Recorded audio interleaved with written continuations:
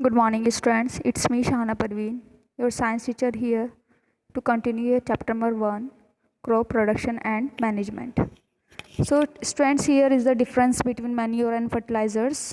What is the main difference between manures and fertilizers? As I told you about how manures prepared. Manures जो होते हैं वो natural substances होते हैं, जो फर्टिलाइजर्स होते हैं वो केमिकल यानी कि आर्टिफिशियली होते हैं, वो केमिकल सब्सटेंसेस कहलाती हैं। मैन्योर्स में ऑर्गेनिक मैटर होते हैं, मतलब प्लांट्स की डेड एंड डिकेइंग मैटर्स होते हैं, and fertilisers do not contain organic matters. These are manures are prepared in the fields and fertilizers are prepared in the factories. And manures do not pollute water. Manures जो होते हैं वो natural होते हैं, ये पिट गड्ढा खोद के उसमें दबा दिया जाता है जो गंदगी होती है और फिर वो मैन्योर में कन्वर्ट हो जाती है, तो ये वाटर को पॉल्यूट नहीं करते हैं, बल्कि फर्टिलाइज़र जो होते हैं वो वाटर को पॉल्यूट करते हैं. मैन्योर्स कंटेन करते हैं न्यूट्रिएंट्स बहुत स्मॉल क्वांटिटीज़ में, और फर्टिलाइज़र्स में जो होता है न्यूट्रिएंट्स की क्वांटिटीज़ हायर होती है, इसीलिए फर्टिलाइज़र्स का ज़्यादा यूज़ किया जाता है. इजीली अवेलेबल होते हैं मार्केट में, तो लोग इसी को ज़्यादा प्रेफर करते हैं. बट इनकी वजह से क्या होता है, फर्टिलाइज़र्स की वजह से कहीं ना कहीं केमिकल्स हमारी बॉडी में भी जाने लगते हैं, तो हमें प्रॉब्लम क्रिएट करते हैं. फिर क्या है, क्रॉप रोटेशन की वजह से हम जो है क्या कर सकते हैं, हम सॉइल की फर्टिलिटी मेंटेन रहती है. एक ही तरह के न्यूट्रिएंट्स जो है वो ऐसा नहीं होता कि वो रिप्लेनिश हो जाए या फिनिश हो जाए बिल्कुल. तो क्रॉप रोटेशन जो है अनदर गुड मेथड है replenish the nutrients and minerals of the soil, ताकि न्यूट्रिएंट्स और मिनरल्स जो है वो बने रहें, उनकी साइकिल जो है वो टूटे ना. क्रॉप रोटेशन में क्या होता है, फार्मर्स ग्रो करते हैं अलग अलग क्रॉप सेम फील्ड में. ये क्या करते हैं, लेग्यूम ग्रो कराते हैं एज फोडर, चारे के लिए लेग्यूम्स को ग्रो कराते हैं in one season, and wheat in the next season में वीट करवाते हैं. सो इससे क्या होता है, this help in replenishment of the soil with nitrogen. तो नाइट्रोजन जो है वो रिप्लेनिशमेंट उसका होता रहता है. फिर है स्टूडेंट्स इरिगेशन मेथड जो है नेक्स्ट, इसका इरिगेशन है. इरिगेशन यानी कि वाटरिंग ऑफ द प्लांट, जिसे हम कहते हैं सिंचाई.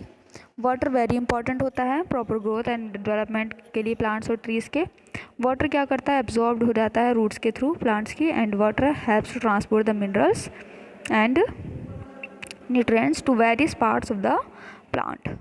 प्लांट क्या कंटेन करते हैं, अप्रॉक्सीमेटली 90% वाटर होता है प्लांट में. Water is also essential for germination of seeds. Seeds के जर्मिनेशन के लिए पानी बहुत ज़्यादा इंपॉर्टेंट होता है. Supply of water to crop at different intervals is called irrigation. हम क्या कर सकते हैं, ऐसे नहीं कि हम कंटिन्यू पानी डालते रहते हैं, हम अलग अलग गैप मतलब इंटरवल्स पर के हमने इतने दिन में डाल दिया, 2 दिन में, 3 दिन में, लाइक इस तरीके से हम क्या कर सकते हैं, खेतों की सिंचाई कर लेते हैं, है ना. एक डिफरेंट इंटरवल्स पर according to their needs irrigation की जाती है कि कौन सी क्रॉप को कितना इरिगेशन, कितनी सिंचाई चाहिए. इवन रेनफॉल जो होता है one of the major natural source है वाटर का, बट इट इज़ अनसर्टेन. ऐसा नहीं है कि हमें जिस टाइम चाहिए पानी उस टाइम बारिश होगी, ये अनसर्टेन है.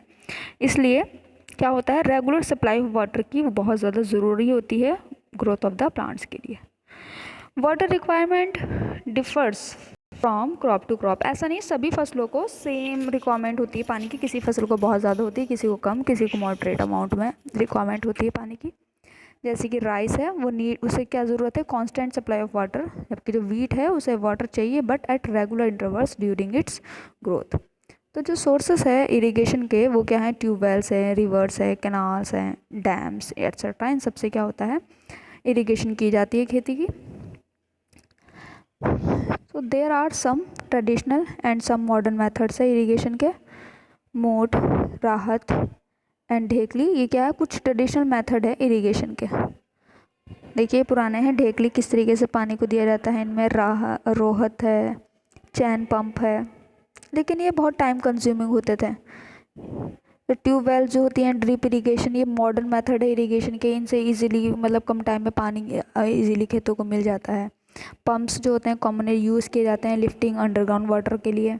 Electricity, diesel, biogas and solar energy जो है यूज़ की जाती है टू रन दीज पंप्स. ठीक है. उसके बाद ड्रिप सिस्टम भी किया जाता है ना. ड्रिप में क्या होता है, जो ये है ड्रिप सिस्टम वेरी गुड है मेथड ऑफ इरिगेशन के लिए. इस सिस्टम में क्या होता है, water is not waste. Water जो है पानी बिल्कुल भी वेस्ट नहीं होता है. ये डायरेक्टली कहाँ जाता है, रूट्स ऑफ द प्लांट में थ्रू पाइप्स के थ्रू. है ना, देखा हुआ है आपने, ये पाइप्स लगे हुए हैं, पाइप्स के through roots of the plant में क्या होता है, इन पाइप्स में होल किए होंगे जगह जगह पर, और जहाँ पर रूट्स ऑफ द प्लांट आ रहे होंगे तो यहाँ पर ईजिली डायरेक्टली वहीं जाएगा पानी प्लांट्स में। तो it is a boon in regions where there is very less water available, जहाँ पर पानी की बहुत कमी होती है तो वहाँ पर ये वाला मेथड अप्लाई किया जाता है।